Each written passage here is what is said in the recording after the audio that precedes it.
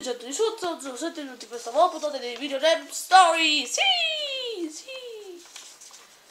Sono gli vari del Game Boy, da Tiny Linz stavolta. Faccio vedere immagini e altre del suo restyling, da Tiny Linz 2.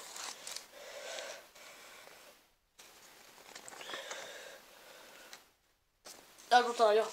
Adesso iniziamo da Tiny Linz. I video sono portati a trovi sviluppati da Atari nel 1989 diretta tutorial del Game Boy, sono supportati Monica da Nintendo nello stesso anno.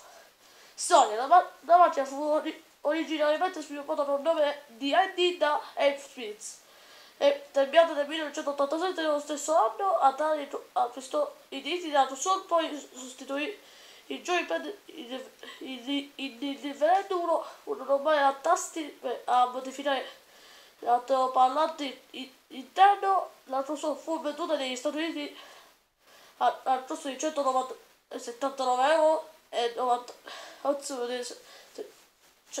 179 euro e 95 dollari, facendo parte del gruppo dei progetti che svilupparono la macchina Dave, Netri e Ryut, due progetti fondamentali del computer Amiga. Infatti l'ambiente di sviluppo dell'Atari della Linz era basato proprio sui computer Amiga. Questo era fonte di imbarazzo per Atari, dato che i computer Amiga erano controllati diretti dai computer Atari ST.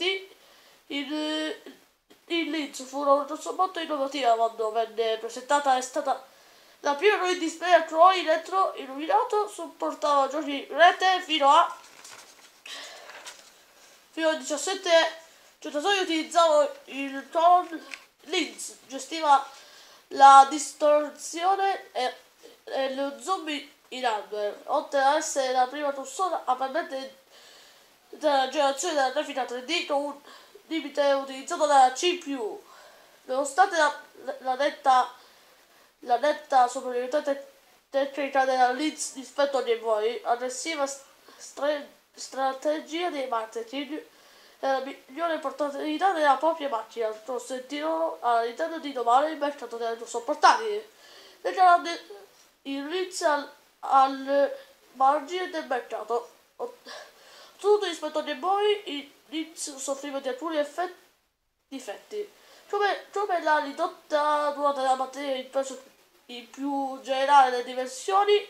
La console utilizzava 6 batterie stilo rispetto alle 4 del Game Boy e forniva un'autonomia migliore per il via dello schermo a colori dell'illuminazione. Verso la metà degli anni 90 la console venne dismessa da Atari. Il Linz soffrì anche per l'arrivo del Game Gear, supportati a colori sviluppata dalla Sega. Le diverse scelte marketing portano il Linz ad una morte premurata. Per esempio il gruppo di marketing Atari aveva imposto una console di grandi dimensioni per dare le impressioni all'acquirente di spendere i propri soldi con un prodotto più grande e quindi migliore della concorrenza. Infatti buona parte del ritorno del Linz era a vuoto. Nintendo invece decise di puntare sulla portabilità della console, scelta che si rivelò vincente, dato che l'utente medio del prodotto rivolto a un pubblico di giovanissimi volevano portarlo trasportare con facilità e quindi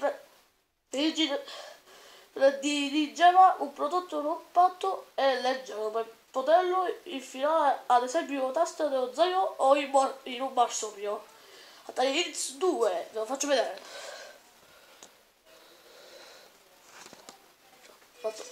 Atari Linz 2 nel 1991 ha presentato una nuova versione del Linz. Atari Linz 2, tecnologicamente identica alla precedente ma fornita di uno schermo più luminoso, un dispositivo di risparmio energetico e un case più piccolo e realizzato con una plastica migliore. Il nuovo Linz era dotato anche di una presa per le cuffie stereo, differenza del precedente che utilizzava una presa mono. Adesso abbiamo finito, ci vediamo al prossimo video, alla prossima puntata di Video Game Story. Ciao!